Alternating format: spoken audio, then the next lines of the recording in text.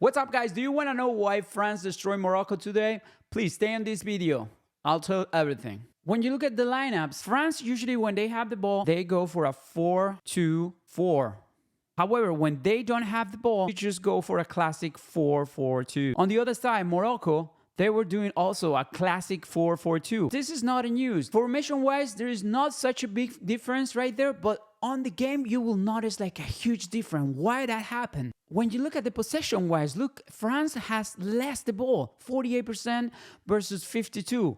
Morocco has more the ball than France, but why that wasn't really translated on shot creations or chances? And actually, if you look at the shots and the saves during the game, you will really see France was all over the place. Look at the shots, 22 shots versus only 5. Other than that, when you look at Bono, which actually the player that keeps Morocco in the game, especially on the first half, you will see that there was you can count them 1, 2, 3, 4, 5. One shot that hit the crossbar in the first half by Digne. It was really all about France during the game. Needless to say, Bono saved a PK. When you look at the match momentum, look at this. There was all France until the second goal when had Morocco more momentum. But why Morocco complete more passes? As you could see, 473 versus 455 by France, but they have much less final third entries as compared to France. 62 by France and 31 by Morocco. Half of the final third entries by Morocco, but they complete more passes. If you look at the zone 14, which is in the front of the box, France completes 26 and Morocco only 9. Why that happened?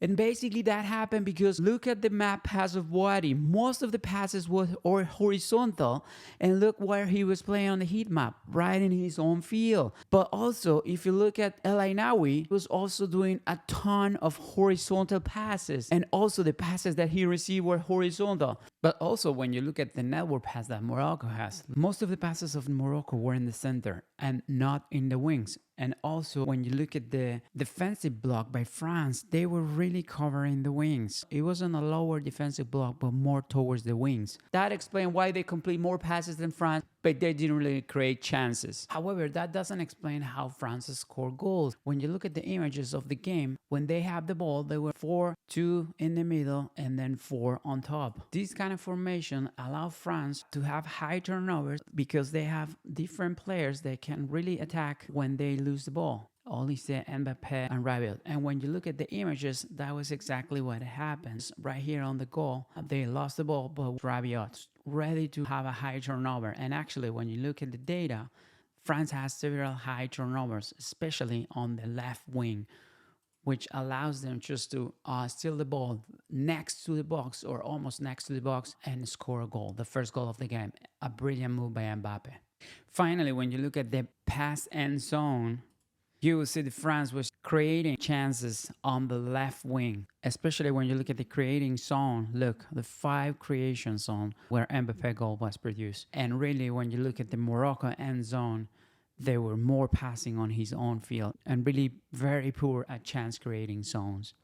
These also can be seen when you analyze player individually. Killing Mbappé. When look at the heat map of Mbappé, look at him. He was really in this zone.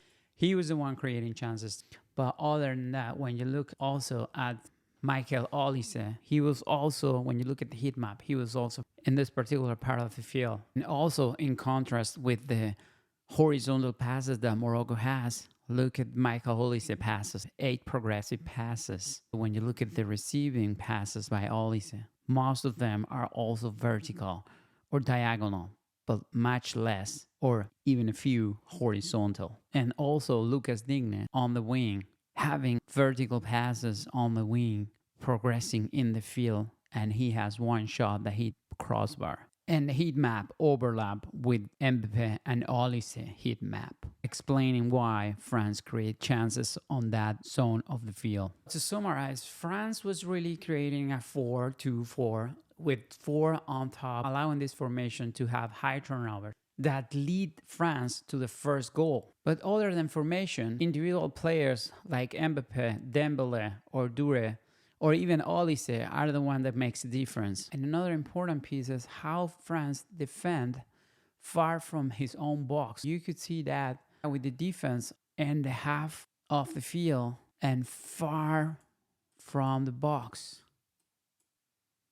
And the first half, the player that really sustained Morocco in the game was Bono, saving one PK, just touching one ball that hit the crossbar, but really having another saves with Dure. After the hydration break, very lower ball right there. On Morocco's side, they couldn't progress on the field. Most of the key players of Morocco were doing horizontal passes, as we saw with the data. That doesn't really allow them to go towards the wing and create chances. The chances that they created were very poor, as we saw also on the data. But really, it was more about the France today game rather than Morocco. Besides, Morocco has more the ball, as we saw with the data that they have more complete passes than France today. Really a great job by the France of Didier Deschamps. They have not been in this World Cup encountering themselves by losing. They were always winning in the game, but they demonstrated today they are one of the favorites to win this World Cup, as they beat today one of the strongest teams in the World Cup. Really looking forward to see France versus Belgium or Spain. We'll see what happens. If you like this video, like or subscribe. We'll see you in the next one.